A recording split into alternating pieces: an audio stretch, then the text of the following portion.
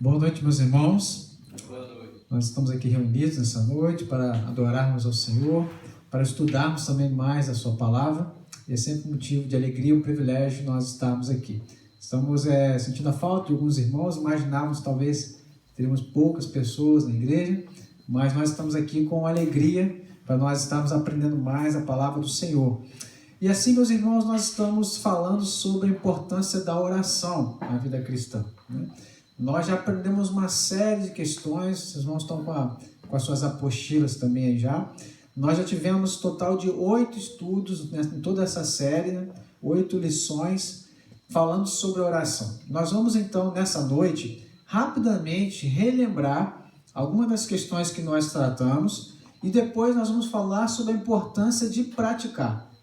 Porque eu tenho falado para os irmãos que não somente essa série de estudo, mas tudo aquilo que nós aprendemos, nós devemos ter essa preocupação no coração em praticar, em viver o que nós estamos aprendendo, porque senão não há de fato proveito em nossas vidas. Então, nós vamos rapidamente ver o que nós já estudamos e depois vamos ver algumas questões sobre a importância da prática da palavra de Deus, né? E é muito bom nós gravarmos o vídeo, o estudo dessa noite, porque depois outros irmãos vão estar acompanhando assim também. Então acompanhe comigo aí na sua apostila, que eu coloquei o seguinte, o estudo de número 9, que é o que nós vamos encerrar toda essa série, eu coloquei como título que é hora de praticar o que nós estamos aprendendo, é hora de praticar. E alguns argumentos que nós estudamos ao longo dessas últimas quartas-feiras, né? Eu coloquei aqui, inclusive, dividido pelos estudos, né? Primeiramente, no estudo de número 1, nós vimos que para o cristão a oração é uma obrigação e não uma opção. Vimos também que o cristão deve orar sempre, sem nunca desanimar. E que o cristão deve ter uma consciência bíblica de que Deus está disposto a atender e ouvir as suas orações. Então, irmãos, repare que nós vamos basicamente ler essa parte, mas os irmãos reparem o quanto de conhecimento, né, quanto de informação foi falado sobre oração. E o quanto que agora, pelo menos nós devemos ser assim, mais conhecedores do que é orar. Mais conhecedores da responsabilidade que temos individualmente com a nossa oração particular, tá bom? Eu tenho falado isso, eu tenho enfatizado que é para as crianças também, para os adolescentes, jovens, os adultos. Se você é alguém que você conhece como um cristão genuíno, essa é a sua obrigação, é o seu dever de orar, né? Vimos também no estudo número 2 a respeito de o que é oração e quais são as suas formas, né? E na ocasião nós falamos que a oração ela é essa direta conversação e comunhão com Deus, seja vocal ou silenciosamente, planejada ou espontânea, né? Individual ou em grupo, né? Corporativo. E ali nós falamos os diversos tipos de oração nas suas formas. A oração de petição, a oração de estima, de companheirismo, né? E estimulamos os irmãos em falar com Deus, quer que seja de maneira silenciosa, em voz alta, de maneira planejada, espontânea, sozinho ou com outros irmãos. No estudo número 3, a partir daí, nós começamos a falar sobre algumas motivações para orar. Talvez alguém pergunte, olha, mas por que eu devo orar? O que deve me levar a orar? E aí nós tratamos algumas motivações. Primeiramente, que o hábito da oração é uma das marcas mais seguras de um verdadeiro cristão. Naturalmente, quando alguém nasce de novo, ele busca falar com Deus. Assim como uma criança, quando nasce, vai respirar, vai chorar assim que nasce. E o cristão também ele busca a comunhão com o Pai, porque ele nasceu de novo. O hábito da oração também é a obrigação da vida cristã mais negligenciada de todas, uma das mais negligenciadas, que os crentes acabam não valorizando o privilégio que tem, irmãos, de saber que pode falar através do nome de Jesus e o Deus Criador dos céus e da terra é quem está ouvindo. É Ele que está disposto a nos atender, né? Falamos também que o hábito da oração ele é capaz de trazer grande encorajamento para a vida cristã e também ele é o segredo para uma elevada santidade. Ele é o segredo para eu e você conseguirmos, conforme citamos aqui na oração, resistir às tentações e ter uma elevada santidade, nos parecermos mais com Cristo, é através da oração, né? E nós falamos também que a negligência na oração é uma grande fonte de desânimo e até mesmo um extremo de apostasia. Eu lembro que nós mencionamos que muitos cristãos, eles desanimam da caminhada cristã, eles desanimam de perseverar na fé porque não oram. Às vezes frequentam o culto, às vezes participam das programações da igreja, mas não oram particularmente. E a falta da oração particular traz desânimo para nós, né? E também falamos que o hábito da oração é um dos elementos, um dos melhores recursos de felicidade e o contentamento, né? Contentamento em todas as coisas. E daí em diante, da lição de número 6, nós passamos a citar algumas questões sobre como deve ser a oração. E nós mencionamos que a oração deve ser feita com reverência e com humildade. A oração deve ser feita com fé. Não aquela fé que é o fideísmo, um salto no escuro, mas a fé alicerçada naquilo que a palavra de Deus diz, nos amparos bíblicos que nós temos, né? A oração também deve ser feita de maneira regular, de maneira organizada, de maneira estruturada. Tem um local para orar, tem um horário para orar. Também falamos sobre a perseverança na oração, que é não desanimar, né? E por último mencionamos que a oração deve ser feita com vigilância, ou seja, com cuidado, não algo que você faz displicentemente, mas com cuidado, com grande atenção, né? Deve ser feita com gratidão, que a Bíblia vai citar como ações de graças, né? E também com intercessão, que é lembrar de orar por outras pessoas, e não levar um egoísmo para a sua oração, mas citar o nome dos irmãos, lembrar das igrejas, das congregações, dos missionários, não focar nossas orações somente em nós mesmos, né? Então, irmãos, veja que aqui eu só li o que nós já tratamos nessas últimas quartas e quanto conteúdo nós temos aqui, irmãos. Os irmãos têm os estudos anteriores, as apostilas, né? São uma série de argumentos que vai falar sobre o que é oração, as suas formas, como orar e quais são as motivações que nós temos para orar. Porém, há algumas coisas, irmãos, que nós precisamos lembrar. Apenas os argumentos, eles não são suficientes para mudar a vida de uma pessoa. Você pode apresentar alguns argumentos, a pessoa pode até mesmo se convencer, mas passa ali uma semana, passa um mês, logo as coisas não mudam e tudo volta a ser como era antes, né? Você pode até aqui estar ouvindo essa série de estudos, entender, aceitar isso que foi falado, mas mesmo assim ainda não mudar de vida.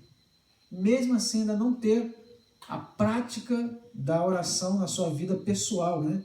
Alguém pode concordar com tudo que foi ensinado e mesmo assim ainda não orar, né?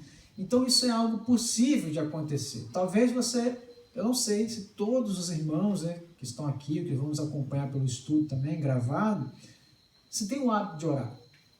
Eu tenho falado para os irmãos que o meu desejo pessoal é que nós possamos caminhar juntos nesse progresso na fé.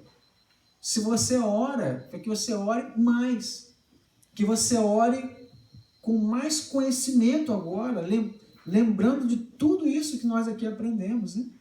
E se você é alguém que ainda não ora em particular, não tem esse hábito, esse costume, que você a partir desse estudo faça isso, porque é algo necessário, nós dependemos da vida de oração, né?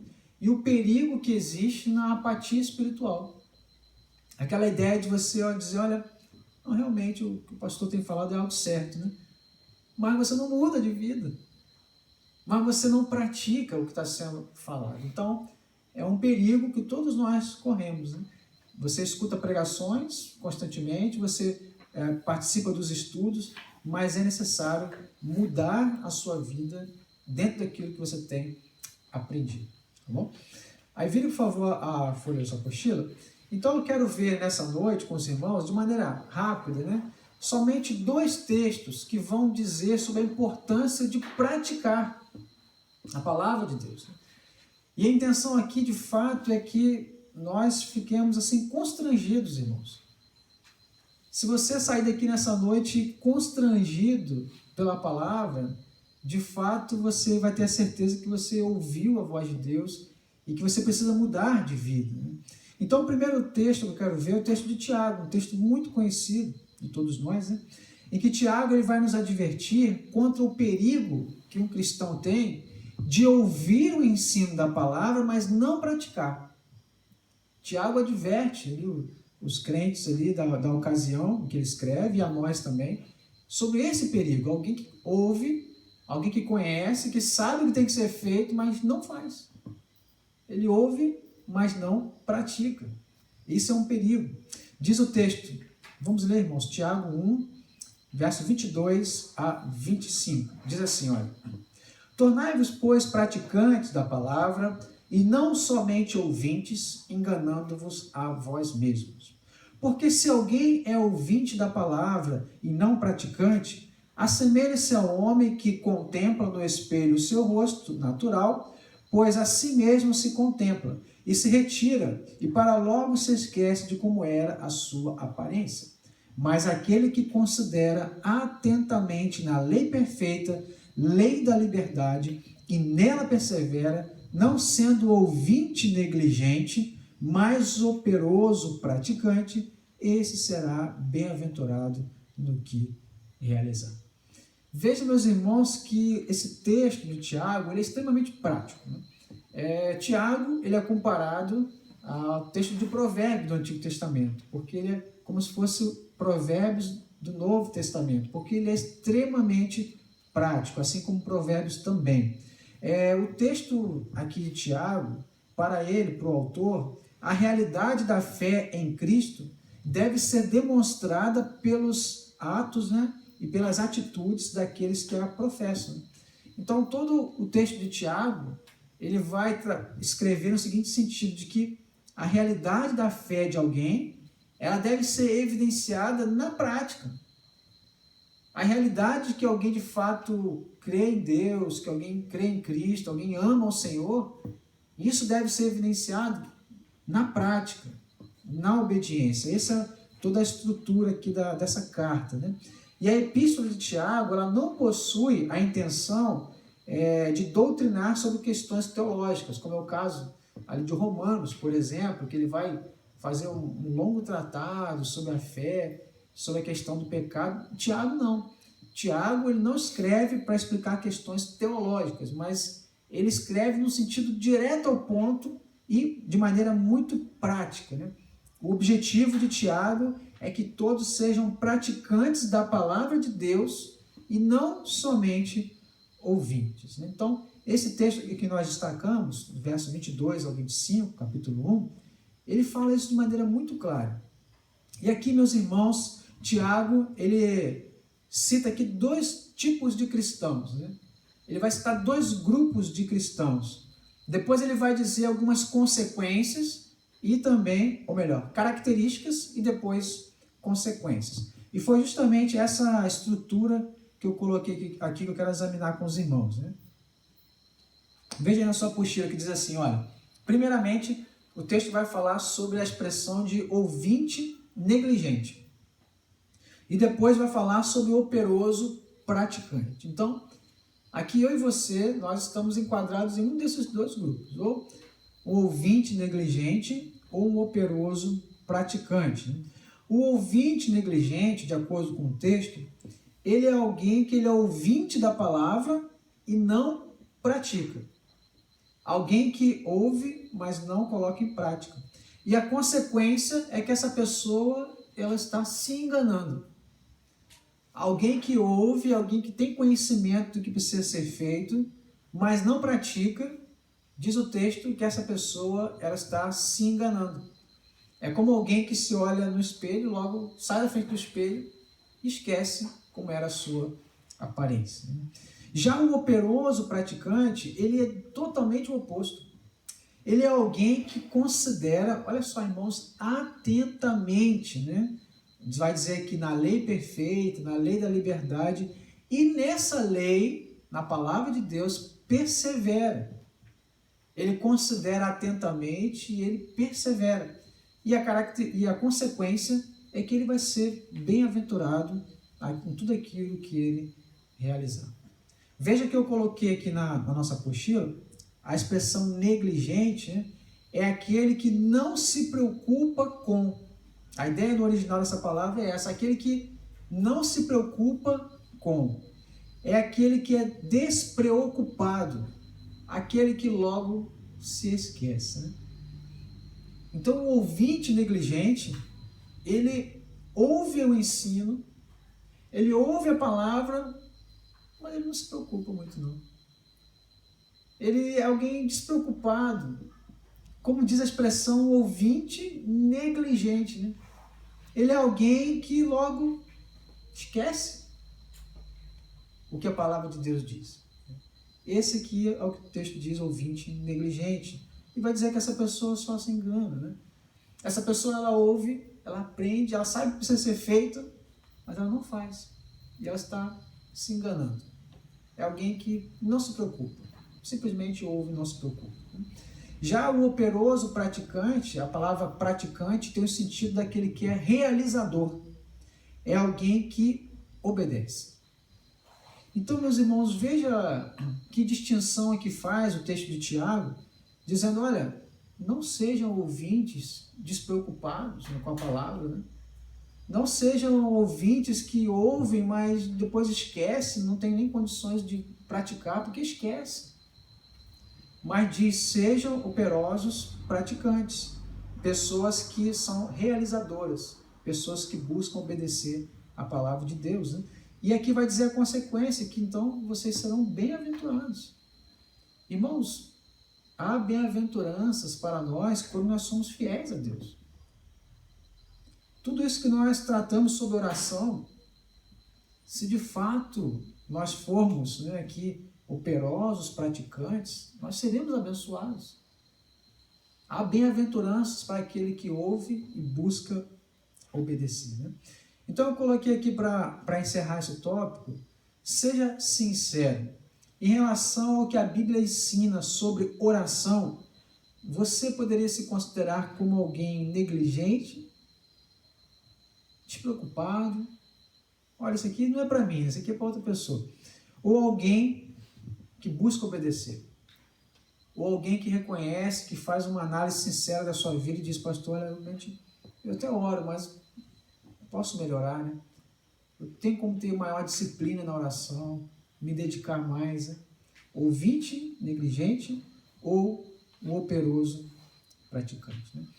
Isso, irmãos, não somente para a oração, mas para tudo aquilo que nós aprendemos, né? Devemos ser aqui enquadrados aqui nesse grupo de pessoas que são praticantes da palavra de Deus, né? E para isso que Tiago escreve, para advertir que existe um perigo de alguém ouvir, mas não obedecer, ser negligente dos ensinos de Deus, né? Então essa é a primeira parte, irmãos, que eu queria destacar com os irmãos, a advertência de Tiago para a prática da palavra de Deus, né? E agora, o segundo tópico, né, e já o último do nosso estudo, é que Jesus, ele vai associar o verdadeiro amor com a obediência. E aqui, meus irmãos, também é algo que deve nos constranger. Porque muitas pessoas dizem que amam a Cristo, mas não evidenciam isso na prática. E Jesus, nós vamos ler aqui o texto, que ele associa o amor à obediência. Vamos ler, irmãos, esses textos que estão aqui na nossa apostila. Primeiramente, João 14, 21. Diz assim, aquele que tem os meus mandamentos e os guarda, esse é o que me ama. E aquele que me ama será amado por meu Pai, e eu também o amarei e me manifestarei a ele. Veja que Jesus diz de maneira clara, aquele que tem os meus mandamentos e os guarda, olha, esse me ama de fato, né? Depois o outro texto semelhante, ainda no capítulo 14, verso 23 e 24, diz, respondeu-lhe Jesus, se alguém me ama, guardará a minha palavra, e meu Pai o amará e viremos para ele e faremos nele morada. Quem não me ama não guarda as minhas palavras, e a palavra que estás ouvindo não é minha, mas do Pai que me enviou. Aqui ele diz ainda a frase no sentido negativo, né? Ele vai dizer, se alguém me ama, vai guardar minha palavra. Se alguém não me ama, esse não guarda a minha palavra. Então alguém que diz, Senhor, eu te amo, mas que é um ouvinte negligente, ele está de fato demonstrando que não ama. Por isso eu falei para os irmãos que são textos que nós conhecemos, assim, mas são confrontadores, irmãos. Porque amar a Cristo não é dizer que ama, amar a Cristo é obedecer a Cristo. Então isso deve nos colocar contra a parede, né? Para nós analisarmos se de fato nós amamos a Cristo. Porque se amamos, devemos obedecê-lo, né? E Lucas 18:1, Jesus conta a parábola, iniciando, dizendo, disse-lhe Jesus uma parábola sobre o dever de orar sempre e nunca esmorecer. Então, irmãos, veja que eu coloquei aqui na sequência, já caminhando para o final, né? Que se alguém me ama, guardará a minha palavra. Quem não me ama, não guardará a minha palavra. E é interessante que essa expressão aqui, guardar, tem o sentido de atender, tem o sentido de observar. Então, guardar aqui não é memorizar, né, somente, mas é considerar com atenção e buscar obedecer. E também a palavra aqui tem o sentido de o que alguém diz. Palavra tem o sentido aqui de uma declaração, um ensinamento ou um discurso. Então Jesus está dizendo, aquele que me ama de verdade é aquele que considera os meus ensinos. É aquele que observa aquilo que eu ensino, é aquele que busca obedecer. Esse me ama. E Jesus ensinou sobre oração.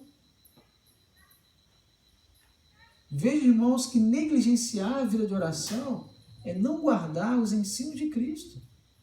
E isso demonstra uma falta de amor verdadeiro pelo Senhor Jesus, né?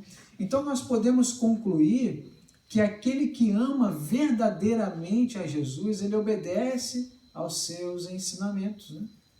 Podemos concluir dizendo que aquele que ama Jesus, ele leva a sério a vida de oração, né?